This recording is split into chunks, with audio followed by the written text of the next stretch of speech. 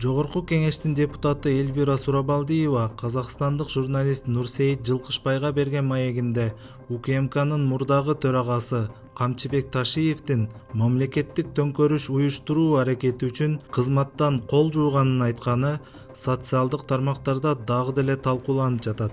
Жалпы Камчыбек Ташиев мырза не үчүн кызметтен кетти?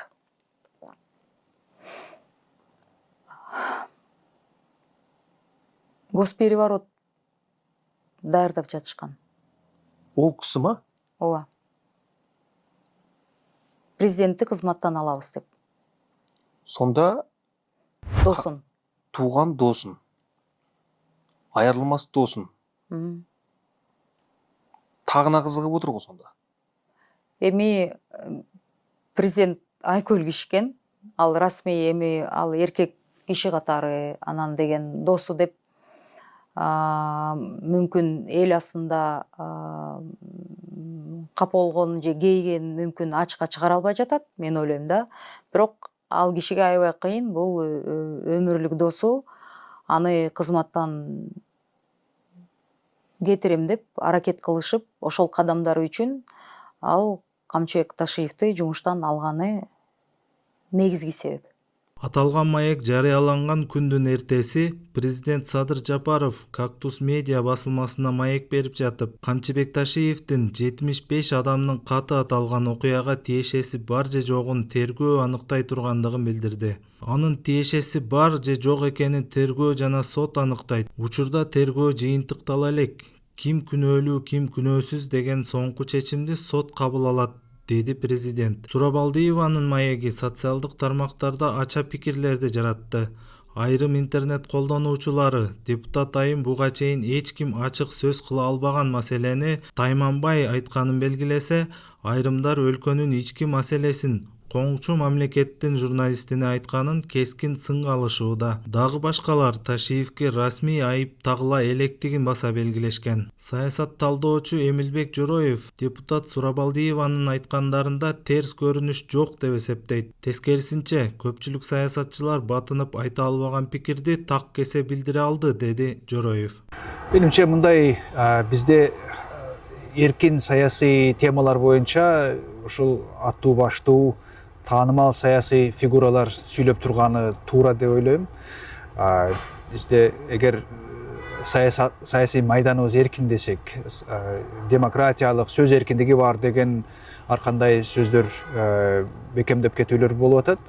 Бийлик тарабынан демек, депутаттардын керек болсо министрлер ушундай маселелер боюнча үн катып сүйлөп турганы менимче эл үчүн, Кыргызстанга кызыккан эл аралык коомчулук үчүн дагы эң пайдалуу нерсе болуш керек. Андыктан мен бул жерде эч кандай бир мандем көргөн жокмун. Тескерисинче мындай талкуулар, сүйлөшүүлөр көбүрөөк болуп турганы жакшы болмок. Бизде ошол 10 февралдан берки келаткан ар кандай окуялардын, териштирүүлөрдүн сөздөрүнүн алкагында байкасак, кандайдыр бир саясий бир аракет болуп аткан сыягы. Ал саясий аракет сөзсүз түрдө мыйзамсыз бир иш аракеттер менен бүтмөкпү же мыйзам алкагында эле конституциянын чегинде эле калмакпы деген суроо ачык бойдон турат. Аны кечээ эле президент дагы Кактус медиага берген интервьюсунда айткандай териштирүү жообун бериш керек. Бирок депутат катары сот эмес, тергөөчү эмес, эл өкүлү катары, жогорку кеңештин депутаты катары жана ошол аракеттердин кайсы бир бөлүгү так бул киши Сурабалдиева иштеген жогорку кеңеш институтунун чордонунда, ордосунда болгондуктан анын мүмкүн ашкычараак маалыматы бардыр. Ошол маалыматын бөлүшкөндүгү менимче эң толук кандуу, легитимдүү нерсе. Муну кайра эле бир мыйзам бузуу деп, кандайдыр бир чыккынчылык деп айтуу мен өтө аша чапкандык жана түшүнбөстүк деп гана сыпаттайт элем. Конституциялык соттун мурдагы судьясы юрист Клара Соронкулованын айтымында кандайдыр бир окуяга же саясатчыга баа берүүдө күнөөсүздүк презумпциясы сакталышы керек. Албетте, айтылбаш керек дагы. Мына бизде деле температчыларды канча айтып жүрүптү. Ой, булар төңкөрүш даярдап аткан деп. Акыры акталдык го. Бирок ошондо канча деген киши ишенип турабы? Канча деген киши бизди жаман көрдү. Акыры тастыкталган жок да бул маалыматтар. Анан эми эгерде чындап эле ушундай аракеттер болгон болсо, аны депутаттар сырттан келген неме журналисттерге айтпай, жолуп кеңешten айтышпайбы? Министрди чакырып алып, УКМК башчысын чакырып алып айтпайбы?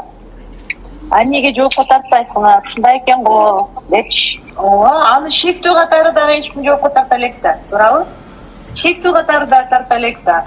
Анан кийин баары эле бир рет деп эле айта берген, ошо жанагы күнөөсүздүк презумпциясы катуу сакталыш керек да, анткени бул биринчи рет эмес болбосун. Ал Ташиев өзү деле миллион жолу бузган бул презумпциянычы, бул принципте. Мен ошо Сурабалдиева бузуп атат деп айтып аткан жокмун.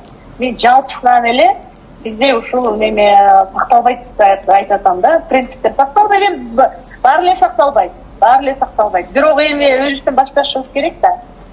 Өзүбүздөн башташыбыз керек. Макул Ташиев күнгө чейин сактап келген жок. Бирок Ташиевке карата депутаттар айтып аткандан кийин, тем более Сурабалдиева өзүн мындай билимдүү, мындай интеллигенттүү неме депутат катары алып жүрөт, туурабы?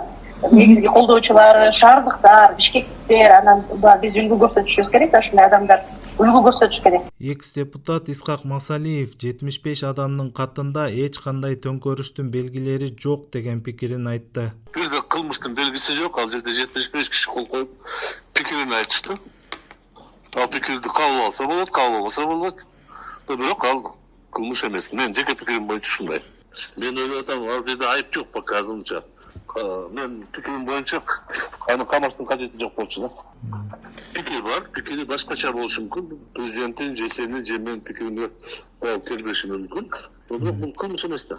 Февралдын башында 75 саясатчы жана коомдук ишмерлерден турган топ президент Садыр Жапаровго жана ошол кездеги жогорку кеңештин төрагасы Нурланбек Тургунбек уулуна кайрылуу жасап, президенттик шайлоону мөөнөтүнөн мурда өткөрүүнү сунушташкан. Алар президент мурдагы конституция боюнча шайланып, азыр жаңы конституциянын негизинде иштеп жатканы, талкууга алынып жатканын жүйөө келтиришкен. Катта аты жазылгандардын бири Бекболот Талгарбеков бул демилге президенттик шайлоого байланыштуу коомдо талаш тартыш жана ар кандай чагымчыл аракеттерди алдын алууга багытталганын билдирген. 10 февралда президент Садыр Жапаров Германияда дарыланып жүргөн Камчыбек Ташиевди УКМКнын төрагасы, министрлер кабинетинин төрагасынын орун басары кызматынан алган. Ташиев бул чечим ага күтүүсүз болгонун билдирген. 11 февралда 5 адам, тагыраак айтканда Бекболот Талгарбеков, Эмилбек Узакбаев,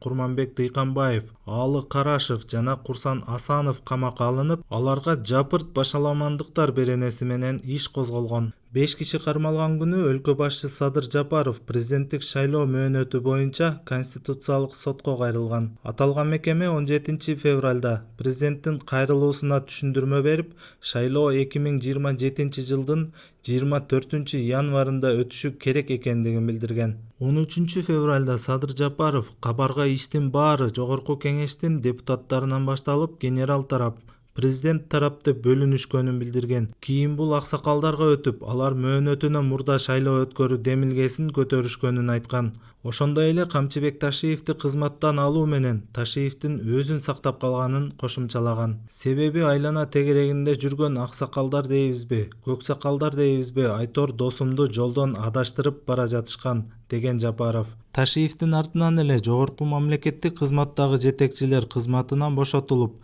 Ташиевке тиешеси бар делген ондой депутат мандатын тапшырды. Камчыбек Ташиев кызматынан алынгандан соң 20 мартта өлкөдөгү мечиттердин биринде айт намазынан кийин журналисттерге кыскача комментарий берген. Ал өз сөзүндө өзүнө карата каралоолор жүрүп жатканын айткан. УКМКнын мурдагы төрагасы буга чейин бир нече жолу ИИМге сурак берип чыкканы дагы белгилүү болгон. Ички иштер министрлигинин маалыматына ылайык, ал 75 адамдын катына жана Кыргыз нефтегаз ишканасына байланыштуу козголгон кылмыш ишинин алкагында күбө катары чакырылган.